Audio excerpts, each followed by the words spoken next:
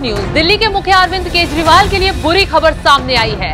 ED ने सुबह सुबह आप नेताओं पर ऐसा एक्शन लिया है कि आप नेताओं का कलेजा कांप उठा है। केजरीवाल के घर हलचल बढ़ गई है। इस बार ईमानदारों की फौज पर शराब घोटाले में नहीं बल्कि दिल्ली जल बोर्ड घोटाले में एक्शन हुआ है। ये ऐसा घोटाला है कि सीएम साहब इस सलाखों के पीछे बैठे नजर आ सकते हैं।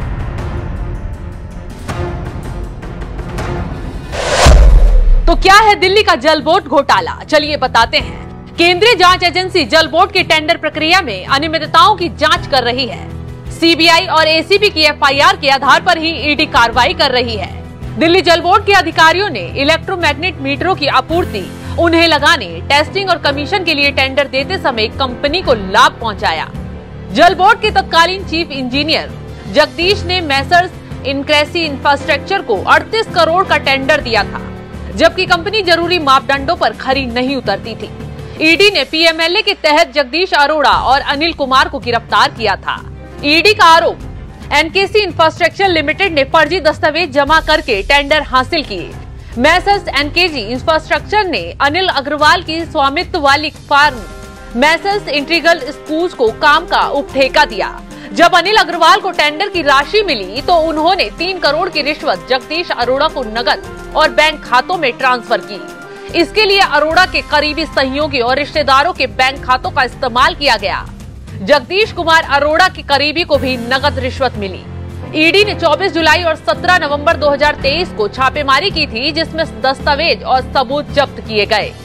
सबूत गवाह तो घोटाले के राज खोल रहे हैं, लेकिन जल बोर्ड घोटाले में गिरफ्तार हुए जगदीश अरोड़ा और अनिल कुमार ने जो खुलासा किया है उससे तो सर्दी में भी केजरीवाल को पसीने आ गए हैं, क्योंकि ईडी की ये छापेमारी दोनों गिरफ्तार आरोपियों की पूछताछ के बाद ही की गई है। क्यों केजरीवाल डरे हुए हैं तो ये भी जान लीजिए।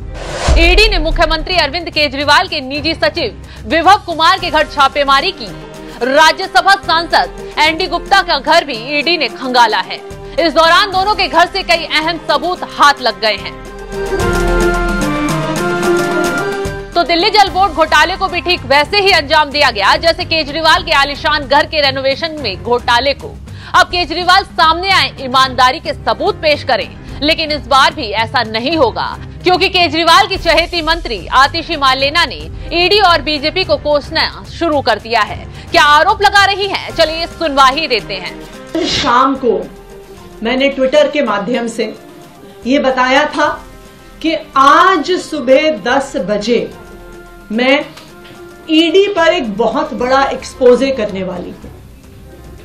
इस एक्सपोजे को रोकने के लिए, आम आदमी पार्टी को डराने के लिए, आम आदमी पार्टी को चुप कराने के लिए आज सुबह 7 बजे से ही आम आदमी पार्टी से जुड़े हुए लोगों के घर पर, आम आदमी पार्टी के नेताओं के घर पर ईडी की रेड शुरू हो गई है। हमारे सांसद और आम आदमी पार्टी के ट्रेजरर एनडी गुप्ता जी के घर पे रेड हो रही है। ऐसा सुनने में आ रहा है कि उनके पीए के घर पे रेड हो रही है। मुख्यमंत्री अरविंद केजरीवाल जी के पीए के घर पे रेड हो रही है। और अभी खबरें आ रही हैं कि शायद आज दिन भर में आम आदमी पार्टी के कई और नेताओं के घर पर ईडी रेड करने वाली है। ये क्या प्रयास है ईडी का? ये क्या प्रयास है भारतीय जनता पार्टी शासित केंद्र सरकार का कि वो अपनी एजेंसीज के माध्यम से आम आदमी पार्टी को डराने की कोशिश कर रही है, धमकाने की कोशिश कर रही है और हमारी बात को दबाने की कोशिश कर रही है। मैं प्रधानमंत्री नरेंद्र मोदी जी को, भारतीय जनता पार्टी को और उनकी एजेंसियों को जो ईडी और सीबीआई हैं, ये बताना चाहती हूं कि आम आदमी पार्टी आपकी धमकियों से डरने वाली नहीं है। पिछले 2 साल से इसी तरह आम आदमी पार्टी के नेताओं को डराया।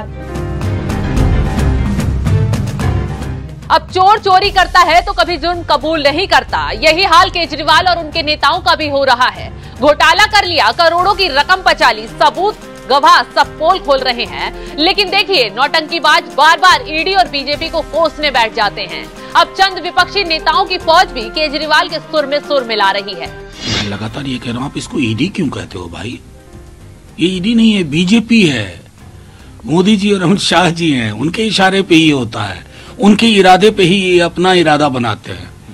आप एक भी राज्य बता दीजिए जहां विपक्ष मजबूत हो और उस पर ईडी या आईटी या सीबीआई या तीनों का शिकंजा कसने की कोशिश को, दबिश बनाने की कोशिश ना हो। तो मैं तो इस पूरे प्रश्न को ही खारिज करता हूं कि ये ईडी है ना साहब। जैसे आरएसएस इनकी वो संस्था है जिसको कहते हैं सांस्कृतिक संगठन, तो ये इनके आनुषंगिक संगठन है, ये इनकी लड़ाइयां लड़ते हैं। जहां कमजोर होते हैं वहां ईडी मजबूत होती है और ईडी मजबूती से प्रहार करने की कोशिश करती है। पहले दिन से ये साफ हो गया है कि मोदी सरकार ईडी, सीबीआई, इनकम टैक्स को पूरा दुरुपयोग हो रहा है। राहुल जी के खिलाफ, केजरीवाल के खिलाफ, जो इंडिया गठबंधन के पार्टियां हैं, घटक दल हैं अलग अलग राज्यों में, उनके मंत्रियों के खिलाफ, मुख्यमंत्री के खिलाफ, यहाँ की मिसाल के तौर से झारखंड में, तो ये स्वतंत्र संस्थाएं नहीं रही।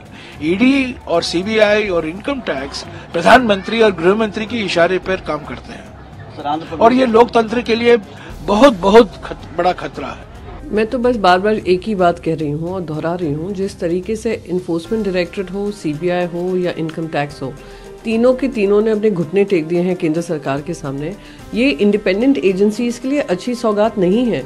आने वाले समय में अगर आप डिपेंडेंट हो जाते हैं सरकारों पे या पॉलिटिकल राजनीति में आप इंटरफेयर करने लगते हो तो ये देश के लिए हानिकारक है। इंडिपेंडेंट एजेंसीज अगर घुटने टेक दें तो जो भी केंद्र सरकार कर रही है, ये केंद्र सरकार का स्पॉन्सर्ड कार्यक्रम है और अरविंद केजरीवाल जी हों, हेमंत सोरेन जी हों, तेजस्वी यादव जी हों, महाराष्ट्र में हमने देखा किस तरीके से संजय राउत जी को अरेस्ट करने का काम किया गया था। संजय राउत जी की जो बेल हुई थी उसमें क्लियरली ये लिखा था कि एक सिविल केस को क्रिमिनल बनाने का काम हुआ है और वो भी क्योंकि उनकी पॉलिटिक्स केंद्र सरकार के खिलाफ है।